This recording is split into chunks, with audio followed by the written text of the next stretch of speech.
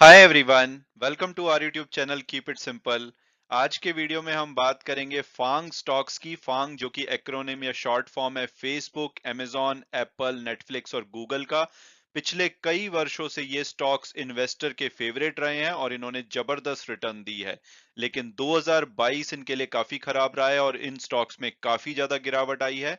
तो आज के वीडियो में हम इस टॉपिक को डिटेल में डिस्कस करेंगे कि भाई इन स्टॉक्स में गिरावट क्यों आई है और क्या 2023 में आपको इसमें इन्वेस्ट करना चाहिए या नहीं। और इसके अलावा ये भी बात करेंगे कि भाई फांग स्टॉक्स क्या आज भी रेलेवेंट है या कुछ लोग बोलते हैं कि फांग अब मम्मा स्टॉक्स बन गया है, तो ये मम्मा स्टॉक्स क्या है। तो सभी टॉपिक्स को हम डिटेल में डिस्कस करेंगे। और आगे बढ़ने से पहले अगर आपने अभी तक चैनल को सब्सक्राइब नहीं किया है तो प्लीज सब्सक्राइब करके हमें मोटिवेट कीजिए। तो सबसे पहले अगर हम बात करें कि भाई ये फांग स्टॉक्स क्या होते हैं, तो फांग सिंपली एक एक्रोनिम है। एफ स्टैंड्स फॉर फेसबुक, ए से अमेजॉन, ए से एप्पल, एन से नेटफ्लिक्स और जी से गूगल। तो ये पांचों जो कंपनी के स्टॉक्स हैं इनके पहले वर्ड से ये एक्रोनिम फांग बना है। और ये यूएस के पिछले कुछ समय से मोस्ट सक्सेसफुल और इन्फ्लुएंशियल टेक्नोलॉजीज कंपनी है।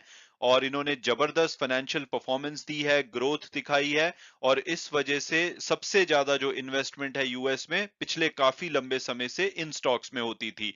तो S&P 500 इंडेक्स है यूएस का, उसमें लगभग 12 से 15% जो इन्वेस्टमेंट है वो इन स्टॉक्स में की गई है।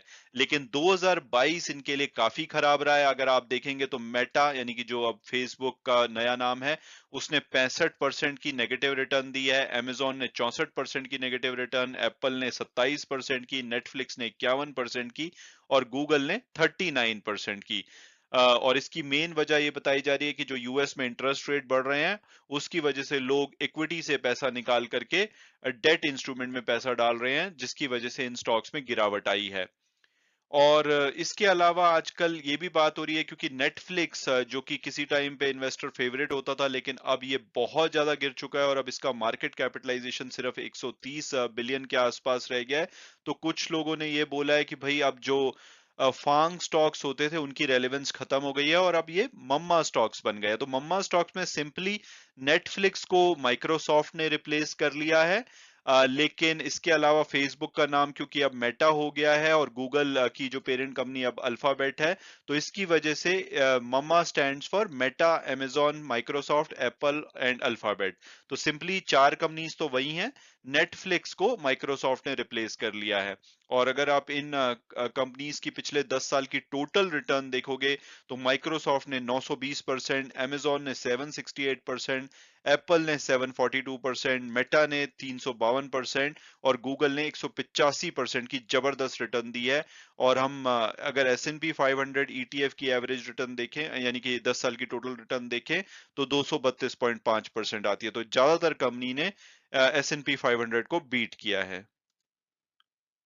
और अब अगर हम इंडिविजुअली बात करें कि भाई इन कंपनीज के स्टॉक्स गिरे क्यों हैं और 2023 इनके लिए कैसा रह सकता है, तो सबसे पहले अगर हम फेसबुक की बात करें तो इनका तो एक तो एडवर्टाइजिंग रेवेन्यू काफी ज्यादा गिर रहा है। इसके अलावा ये बहुत बड़ी इन्वेस्टमेंट कर रहे हैं मेटावर्स में, क्योंकि मार्क जुकरबर्ग का मानना है कि भाई मेटावर्स उनके लिए गेम चेंजिंग हो सकता है। लेकिन आज की डेट में ये कुछ भी रिटर्न जनरेट नहीं कर रहा है, क्योंकि 99% इनकी जो रिटर्न है, इनकी जो फेमस एप्स हैं, चाहे वो फेसबुक हो, इंस्टाग्राम हो, व्हाट्सएप हो, उनसे ये पैसा कमाते हैं। और 1% सिर्फ रियलिटी लैब से आ रहा है, लेकिन यहाँ पे बहुत बड़ी इन्वेस्टमेंट ये कर रहे हैं। इसके अलावा जो डेली एक्टिव यूजर हैं फेसबुक के लिए 2020 से 2022 के पीरियड में कम हुए हैं।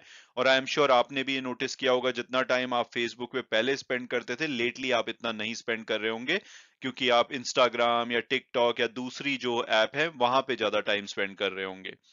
और अगर बात की जाए 2023 के, तो 2023 में मेटावर्स इंपॉर्टेंट रहेगा, क्योंकि इन्वेस्टर ये देखना चाहेंगे कि भाई मेटावर्स पे जो मार्क जुकरबर्ग का भरोसा है वो कैसा डिलीवरेबल इनके लिए साबित होता है। तो अगर मेटावर्स सफल होता है तो ये कंपनी रिबाउंड कर सकती है, अदरवाइज इनको फिर से चैलेंजेस आ सकते हैं। इसके अलावा जो एआई यानी कि आर्टिफिशियल इंटेलिजेंस इनेबल्ड जो कंटेंट इंस्टाग्राम पे इंटीग्रेट किया जा रहा है, ये एक इम्पॉर्टेंट माइलस्टोन होगा कि भाई इससे इनके ओवरऑल इंस्टाग्राम रिव्यू, एडवर्टीजमेंट वगैरह पे क्या फर्क पड़ता है। और अब अगर बात की जाए एप्पल की कि भाई इनका स्टॉक क्यों गिरा है, तो उसकी सबसे बड़ी वजह तो है जो चाइना में जो लॉकडाउन लगा हुआ था कोविड की वजह से, उसकी वजह से आईफोन की जो प्रोडक्शन है उसमें गिरावट आई है और इनका 52% जो रेवेन्यू है वो आईफोन से आता है। तो एक ये वजह थी। दूसरा, चाइना की प्रॉब्लम, एक तो इनकी सप्लाई साइड में प्रॉब्लम कर रही है, दूसरी डिमांड साइड में भी प्रॉब्लम कर रही है, क्योंकि यूएस के बाद जो सबसे बड़ी मार्केट है एप्पल के आईफोन की, एप्पल प्रोडक्ट्स की, वो है चाइना। तो चाइना में लॉकडाउन की वजह से डिमांड कम हुई है और ओवरऑल उनकी ग्रोथ भी कम हो रही है। इस वजह से लोग इतना स्पेंड नहीं कर रहे एप्पल के प्रोडक्ट पे जितना कि करते थे। तो डिमांड और सप्लाई दोनों को चाइना ने बर्बाद किया है। इसके अलावा जो यूएस इंटरेस्ट रेट बढ़ रहे हैं उसका भी प्रभाव इन पे, इनके स्टॉक पे पड़ा है, क्योंकि लोग एप्पल के स्टॉक से पैसा निकाल करके सेफ डेट इंस्ट्रूमेंट में डाल रहे हैं। तो इन सब वजहों से इनके स्टॉक्स में गिरावट आई है। और अगर बात की जाए कि भाई 2023 कैसे रह सकता है, तो सबसे बड़ा इंपॉर्टेंट एस्पेक्ट तो आईफोन होगा, क्योंकि आईफोन की सेल्स डायरेक्टली इनकी बिजनेस परफॉर्मेंस पे इम्पैक्ट डालती है। अभी जैसे कि सप्लाई को इंडिया में शिफ्ट कर रहे हैं, इंडियन मार्केट में भी बहुत ज्यादा इनकी डिमांड बढ़ रही है।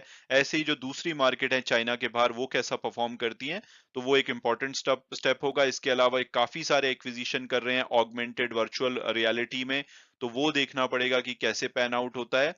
और तीसरा, जो ये अपनी जो इंटेल की चिप यूज करते हैं अपने लैपटॉप, जो कि मैक बोला जाता है, उसमें उसकी जगह पे ये एप्पल की सिलिकॉन चिप्स यूज करने वाले हैं, जो कि सेमीकंडक्टर वगैरह हैं। तो उसकी वजह से देखना होगा कि मैक की सेल्स पे क्या इम्पैक्ट पड़ता है। तो ये कुछ इंपॉर्टेंट फैक्टर रहेंगे 2023 में एप्पल के लिए।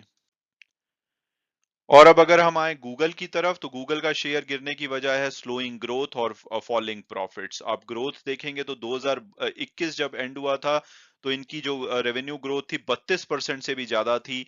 और 2022 का जो तीसरा क्वार्टर यानी कि सितंबर क्वार्टर में ये सिर्फ 6% के आसपास रह गई थी। तो आप देख सकते हैं इनकी ग्रोथ सबसे बड़ी प्रॉब्लम बनी हुई है। इसके अलावा अल्फाबेट ने 2023 में बहुत मेजर ले ऑफ प्लान किए हैं कॉस्ट बचाने के लिए, तो लोगों को निकालने वाले हैं। तो ये सभी रीजन की वजह से इनके स्टॉक में प्रभाव पड़ा है 2022 में। 2023 देखा जाए तो सबसे बड़ा चैलेंज इनको आ सकता है गूगल सर्च इंजन की ग्रोथ पे, क्योंकि अगर आप देखोगे तो 58% रेवेन्यू इनका गूगल सर्च से आता है। और वहां पे जो माइक्रोसॉफ्ट बिंग है, वो ये जो artificial intelligence powered chat GPT, जिसके बारे में आप बहुत ज्यादा सुन रहे होंगे आजकल, ये इंटीग्रेट करने वाला है। तो इससे अगर गूगल सर्च अपना मार्केट शेयर लूज करती है तो इनके लिए प्रॉब्लम बढ़ सकती है। इसके अलावा इनकी जो डिजिटल एडवर्टाइजिंग और टेक रिलेटेड सर्विसेज है, उनकी डिमांड को देखना पड़ेगा। और यूट्यूब, जो कि इनका 10% के आसपास यूट्यूब एड से रेवेन्यू आता है, उसके कॉम्पिटिटर बढ़ रहे हैं टिकटॉक और इंस्टाग्राम रील्स। तो उनसे देखना होगा कि अगर इनका मार्केट शेयर लूज होता है तो इनके रेवेन्यू पे प्रभाव पड़ सकता है। और अब अगर बात की जाए अमेज़न की कि भाई इनका शेयर क्यों गिर रहा है, तो उसकी सबसे बड़ी वजह है कि इंटरेस्ट रेट बढ़ने की वजह से लोगों के पास स्पेंड करने के लिए पैसा कम बच रहा है, क्योंकि उनके जो ईएमआईज हैं वो बढ़ रही हैं। तो इस वजह से कंज्यूमर स्पेंडिंग देखा जा रहा है कि उसमें स्लोनेस देखी जा रही है। इसके अलावा AWS, आपने अमेज़न वेब सर्विसेज के नाम से सुना होगा, जो कि क्लाउड प्लेटफॉर्म है अमेज़न का। और अगर आप टॉप क्लाउड प्लेटफॉर्म में देखोगे तो सबसे ज्यादा जो मार्केट शेयर है AWS के पास है 34%। दूसरे नंबर पे माइक्रोसॉफ्ट का अजूर आता है 21%। तीसरे नंबर पे गूगल क्लाउड 11%। फिर आपको अलीबाबा, IBM, सेल्सफोर्स वगैरह के क्लाउड प्लेटफॉर्म दिखेंगे। तो इनका 75% जो रेवेन्यू है वो AWS से आता है, और इसकी डिमांड में प्रॉब्लम देखी जा रही है। तो 75% प्रॉफिट और 16% रेवेन्यू इनका AWS से आता है, जो कि देखना होगा कि आने वाले टाइम में कैसा चलता है। बट 2022 में इनकी डिमांड ने इनको परेशान किया है।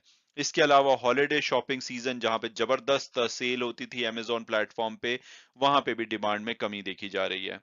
तो 2023 की बात की जाए तो इनके ऑनलाइन सेल्स नंबर और कस्टमर ट्रैफिक बहुत कुछ डिपेंड करेंगे कि इनका शेयर कैसे चलता है। इसके अलावा AWS का मार्केट शेयर कैसे रहता है, क्योंकि इनको गूगल और माइक्रोसॉफ्ट से जबरदस्त टक्कर मिल रही है।